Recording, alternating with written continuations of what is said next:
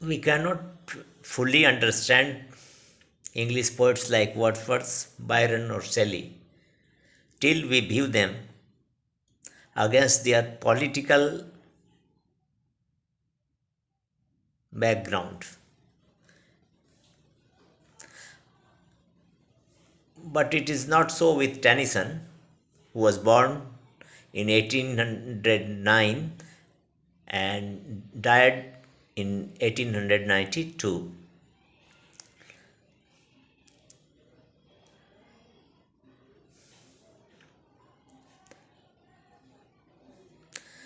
Hunger was, in fact, the driving force in that period.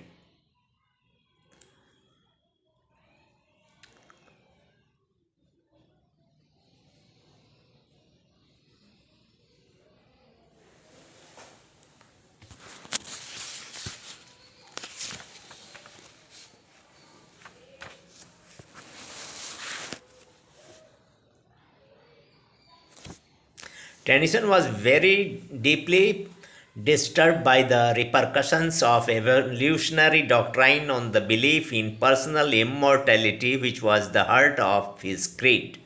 What he was afraid of was not only his own extinction, nor even the ultimate extinction of human life on earth. He feared that if men ceased to believe in the immortality of the soul, all that he valued in this present life would perish, morality would crumble, and man reel back into the brute. These doubts and fears weighed heavy on Lord Tennyson after the death of his beloved friend Arthur Hallam in 1833. But there is little trace of them in his early poems, though there is some. It was after brooding on them for 16 years that he penned them full utterance, expression in memoriam. If ever a poet lisped in numbers, it was Tennyson. From the age of 8, he wrote reams of verse, imitating whatever poet he had read last. In 1827, he and his brother Charles produced poems of two brothers. Two lines of Alfred's show his early interest in astronomy. The rays of many a rolling central star, a flashing earthward, have not reached us yet. Most of these poems, however, are mere mirrors of Scott, Moore, or Byron. Byron had been his idol. When the news of his death reached England, the poet Tennyson wrote in his sandstone, "Byron is dead," and felt that the world had come to an end. In 1830 and 1833, he brought out two more books of,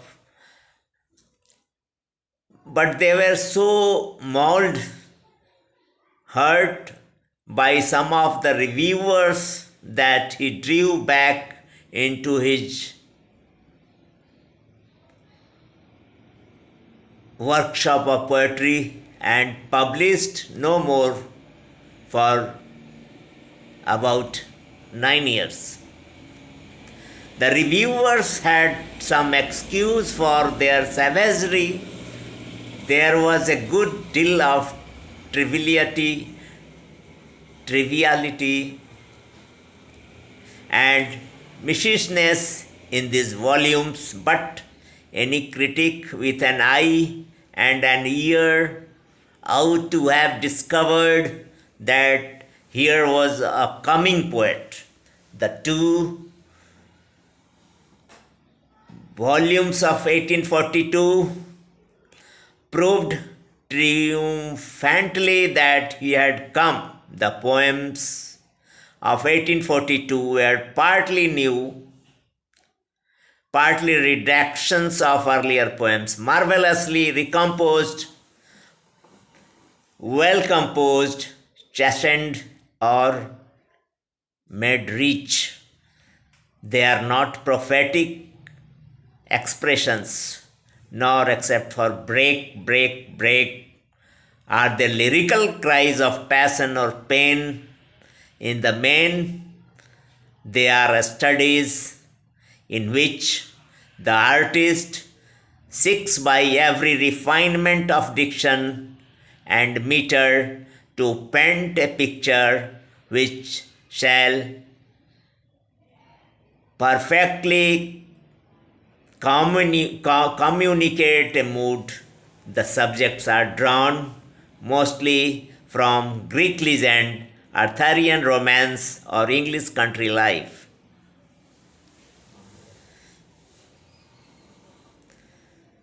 These are the words expressed by Grierson. Tennyson was the hero of the Romantic revival. He had outgrown Byron. He found Shelley thin, but he had learned something from Coleridge and Keats and tried to learn something from Wordsworth. And he had a soldier backing of classical scholarship than any of them. The Arthurian poems in particular suggest Keats by their pictorial quality, but Tennyson was not so richly endowed as Keats in the less intellectual senses of smell, taste, touch, and temperature. One may read pages of Tennyson without lighting on an image drawn from any sense but sight or hearing. Hence, his effects are more purely pictorial, less profuse and multiform than Keats's. Color like the dawn, said Emerson, flows over the horizon from his pencil in webs so rich that we do not miss the central form, and the colors are pure and distinct, the whole picture set out in true perspective. In The Lady of Shalott, there is the background of blue sky and yellowing barley in the middle distance, the willow fringed river in the foreground, the island with its 4 grey walls and 4 great towers. It is a landscape in watercolor, and the picture is shown to the music of flutes.